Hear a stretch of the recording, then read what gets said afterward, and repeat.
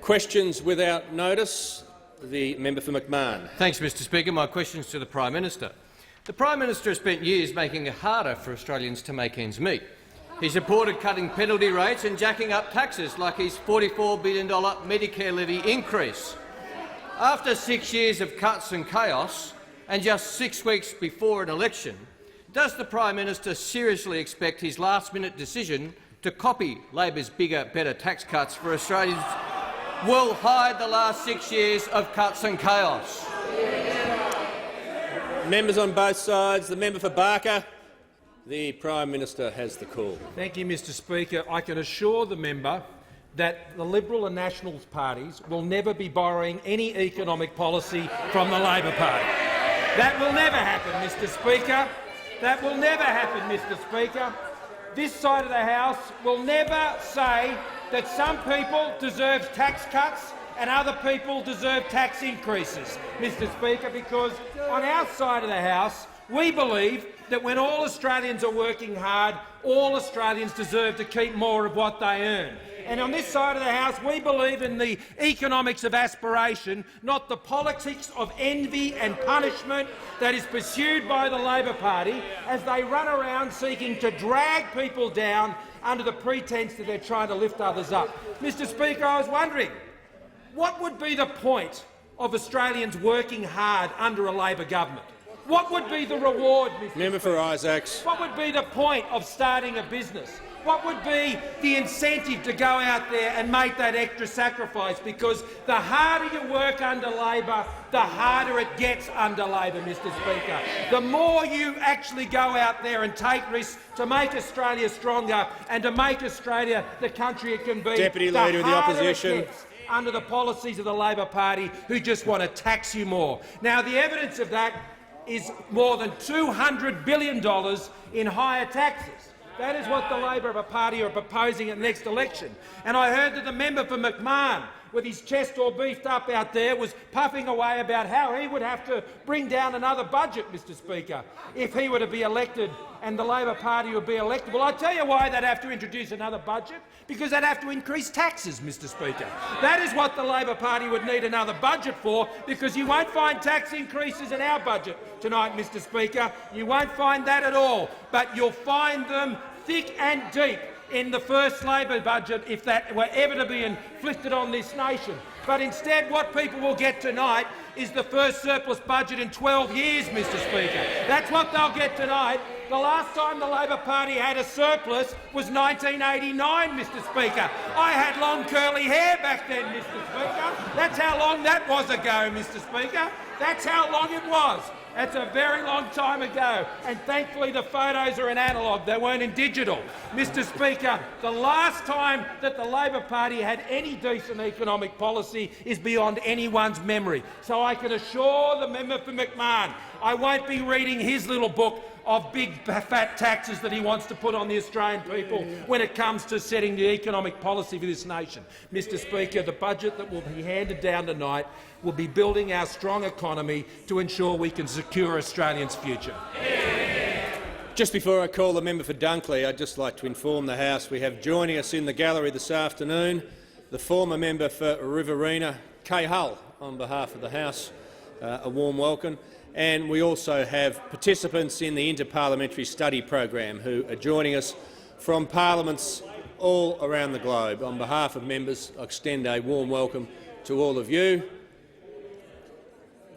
I thank the member for The member for Dunkley has the call. Thank you, Mr Speaker. My question is to the Prime Minister. Will the Prime Minister outline to the House how our government's economic plan is building a stronger economy and a secure future for all Australians? The Prime Minister has the call. Thank you, Mr Speaker, and I thank the member for Dunkley for his question. I know he's excited, like everyone on this side of the House is excited, Mr Speaker, because after 12 long years, Australia will be back in the black tonight when the Treasurer comes to this dispatch box to hand down the first surplus budget in 12 years.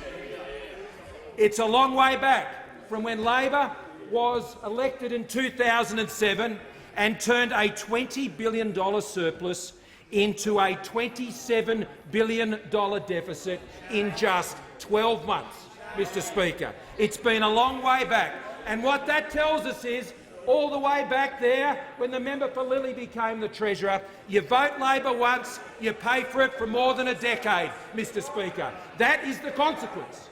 Because when Labor gets into power, we know that they cannot manage money.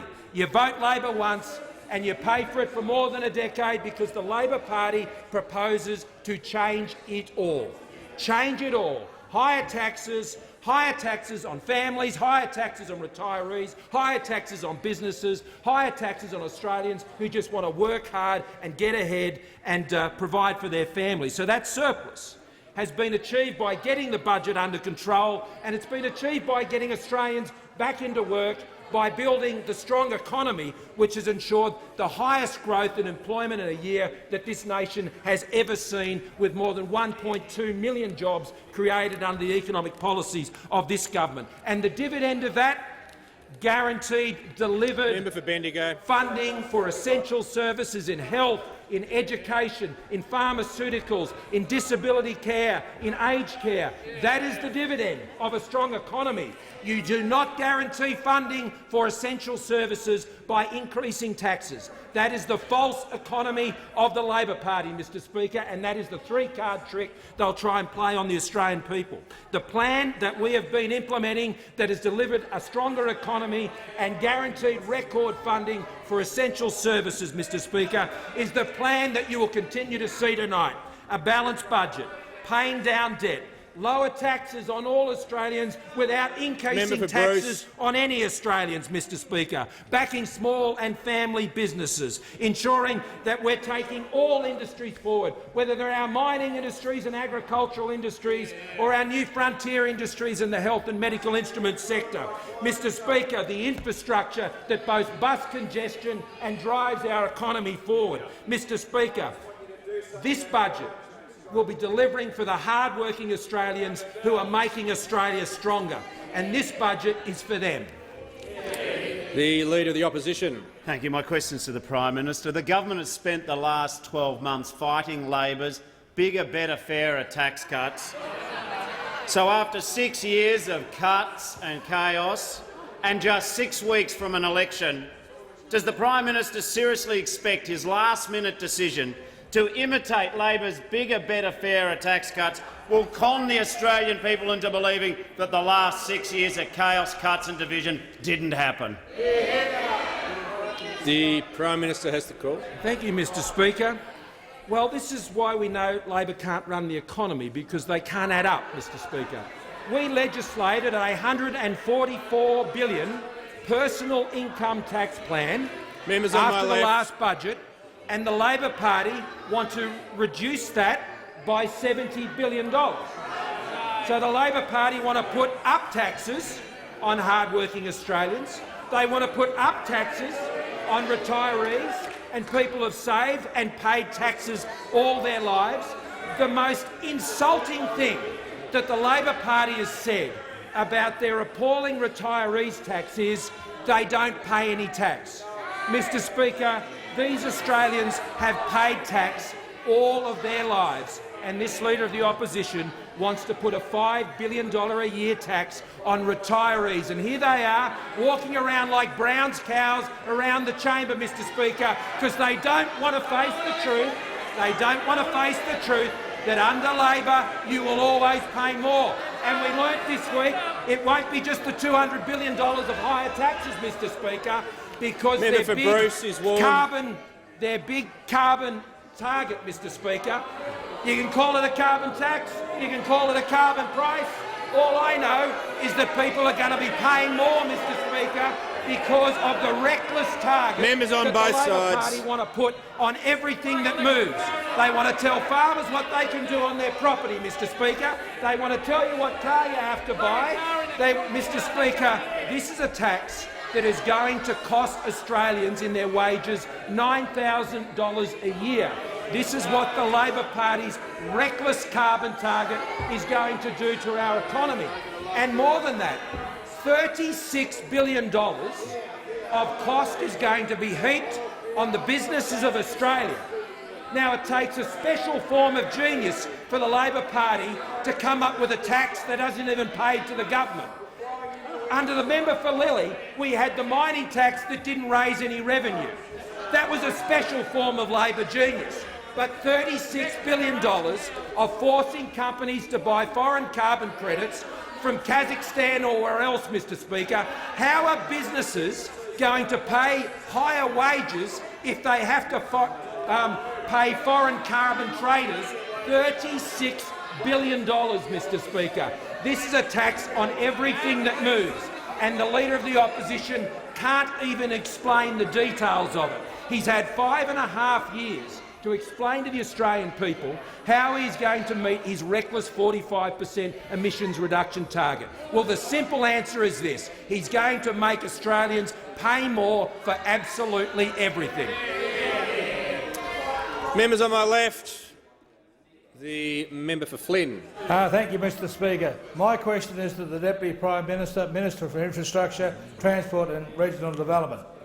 Will the Deputy Prime Minister update the House how the government is investing in roads to boost production, create jobs and people home sooner and safer on our roads? How might a different approach hurt jobs and construction in regional communities and also in Queensland? Thank you. The Deputy Prime Minister has the call. Thank you, Mr Speaker. I think the member for Members on my left. I think the member for Flynn for his question. I don't know why they yell out when the member for Flynn asks a question. He's run more businesses successfully than any of those on the other side ever would. The only businesses they ever run is run them into the ground. They run them into the ground. And I'm glad that the member for Lilly is here because it was in 2012 Members on my left. he stood in this spot and said the 4 years of surpluses I announced tonight. Well, tonight he can watch a surplus budget be Member for delivered. McEwen. Tonight he can watch a surplus budget be finally delivered by the Liberals and the Nationals. Yes, how good is that going to be? And tonight's budget Member is for Wills is all warned. going to be about infrastructure. The age of infrastructure is upon us. The age of infrastructure is here. We've already rolled out $75 billion and there's going to be more. And I tell you what, for the member for Flynn, for the 8 councils in his electorate, they're going to benefit from a record for part of the $2.2 billion investment in road safety. And we all know how important road safety is. $2.2 billion, including roads to recovery. Now, for the 537 councils across Australia, many of them in Labor electorates, this is going to be so beneficial for them. And for the 8 councils in Flynn, that's also going to be rolling out better roads, getting people home, as the member for Flynn asked, sooner and safer. And that's what it's all about, making sure that they can get home to loved ones, making sure that they can spend less time in congested traffic. And whether they're in Gladstone or whether they're in Melbourne or wherever they are right across this nation, it's making sure that people have that road safety provisions. It's delivering for the people of Gladstone, the budget tonight. The Liberals and Nationals have committed up to $100 million to upgrade road access to Queensland's largest multi-commodity port at Gladstone. It's a busy port.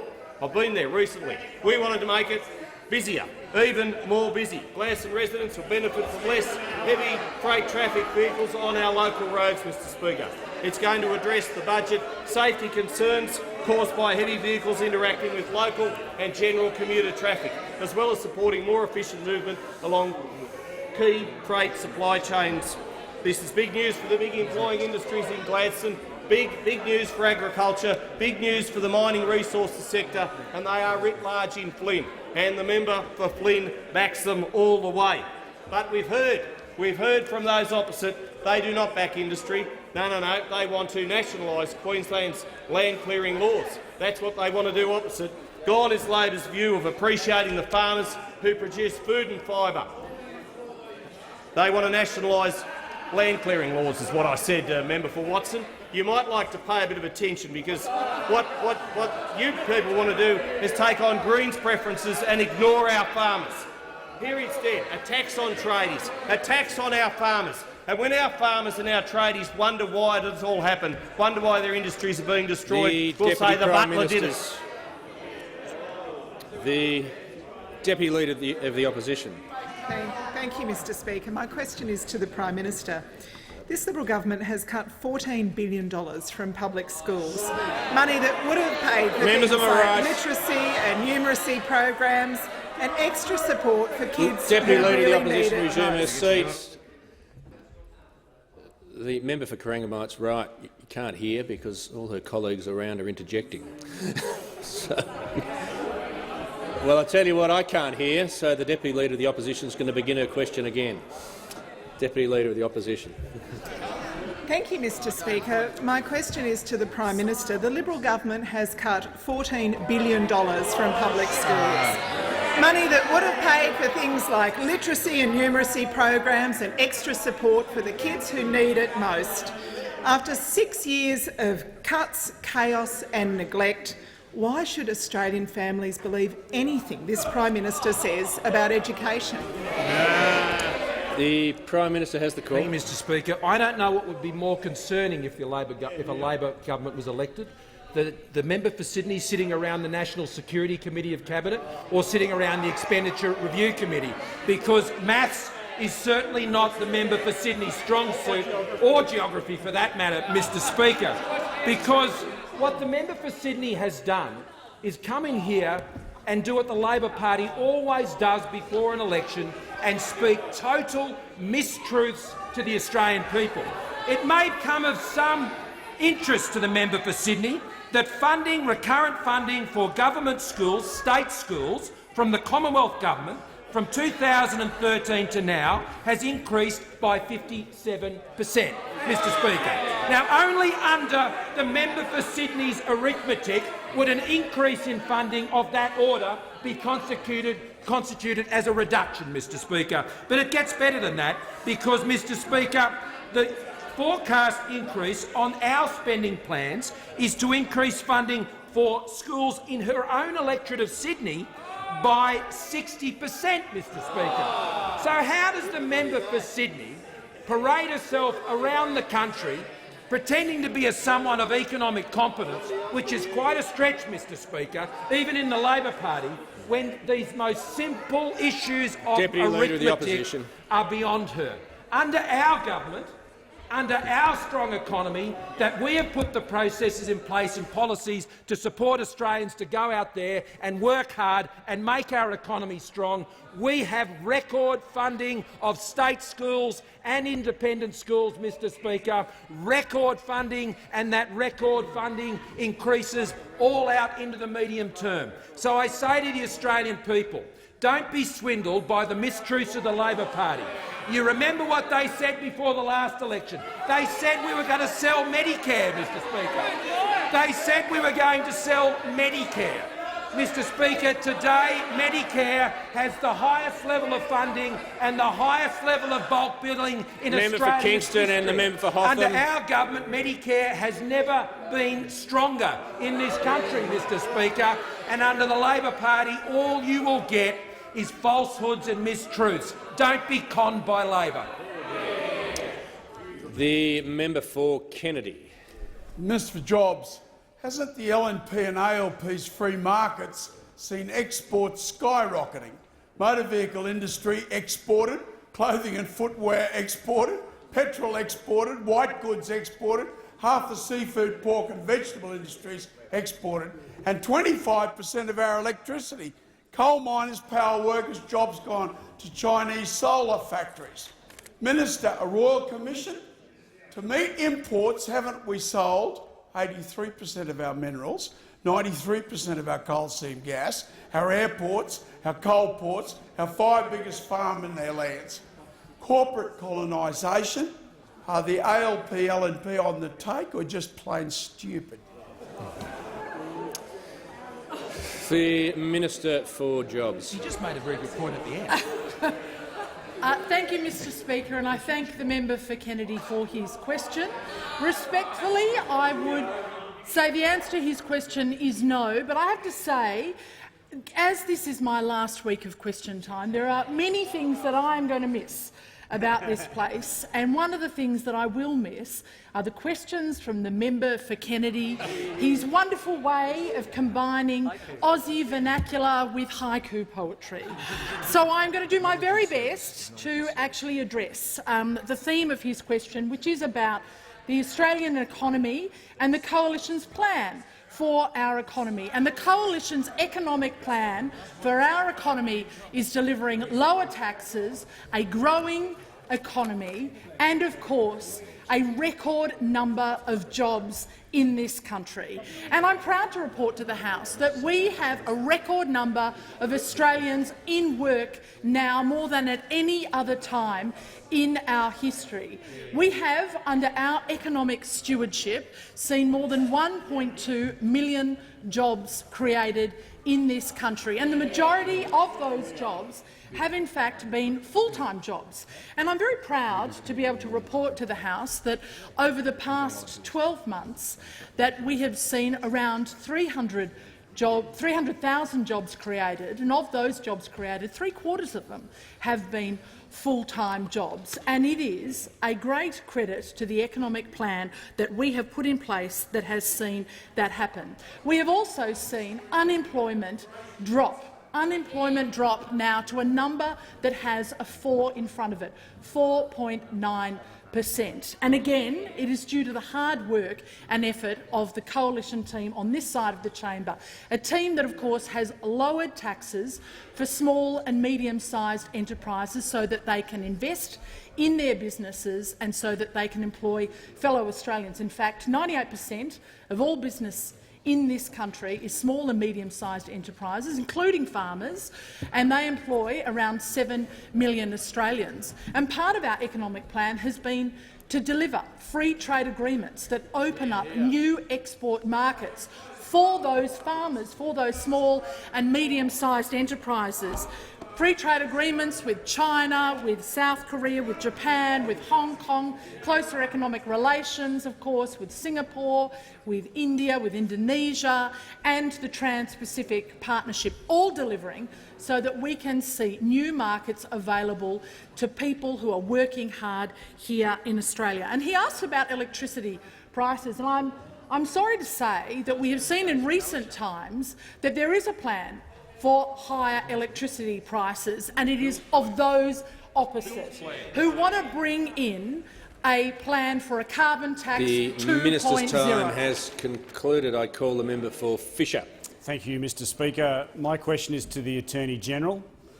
Would the Attorney-General please update the House on what the government is doing to protect Australians online, and what is it doing to hold social media companies to account? The Attorney-General has the call. Thank you, Mr Speaker. And as the member is aware, the utterly tragic events in Christchurch demonstrated that the tools that can now be used by terrorists to spread fear, violence and messages of fanatical hate are not limited, very sadly, to guns. The role that social media, and in this case particularly Facebook, played in those tragic events is one that deserves scrutiny and condemnation and a response from this parliament. And that's particularly the case because the abject failure of social media, and particularly the platform of Facebook, to properly control the content on its own platform, where Facebook makes enormous profit in the business of content provision, is something that needs attention and a response. And previous events have included, for the benefit of the House, that in March 2017 Facebook broadcast live the sexual assault of a 15-year-old girl in the United States by multiple assailants. In April 2017, Facebook broadcast the murder in the United States of 74-year-old Robert Goodwin, which murder was able to be viewed on Facebook for 3 hours.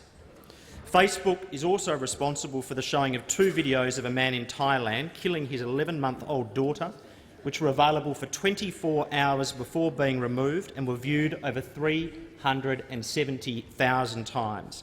And in specific relation to the Christchurch footage, Mr Speaker, which depicted astonishing violence of the most atrocious type, motivated, as we know, and designed to spread fanatical far-right extremism. That footage started in a live-stream broadcast at 1:33 p.m. It live-streamed for 17 minutes until 1:50 p.m. The originally posted footage continued to be available, viewed, downloaded and forwarded until 2:40 p.m., some 72 minutes after it started live streaming. So notwithstanding that a complaint had been received by Facebook through its own mechanisms on its own platform at the 29-minute mark, Facebook has publicly offered no information to the Prime Minister last week in a meeting, had offered no evidence or indication that they took any proper notice or action, even of the complaint available on their own system at the 29-minute mark. In fact, it appears that Facebook did precisely nothing until the intervening event of New Zealand police contacting Facebook at 2:31 p.m, 63 minutes after the live streaming commenced. The only thing perhaps more concerning is that abject failure by Facebook to control the content of its own platform is the legal fact is that there is not any sufficient recourse for this parliament if such a failure occurred in the future in Australia. Content providers and hosts can no longer be reckless as to the presence of that type of abhorrently violent material, and the time to pass a law to make that so is this week, and the time to pass a law that says that content servers should suffer the most serious penalties for failing to expeditiously remove abhorrently violent material is this week. The Prime Minister. Thank you, Mr. Speaker. I ask that further questions be placed on the Prime Minister.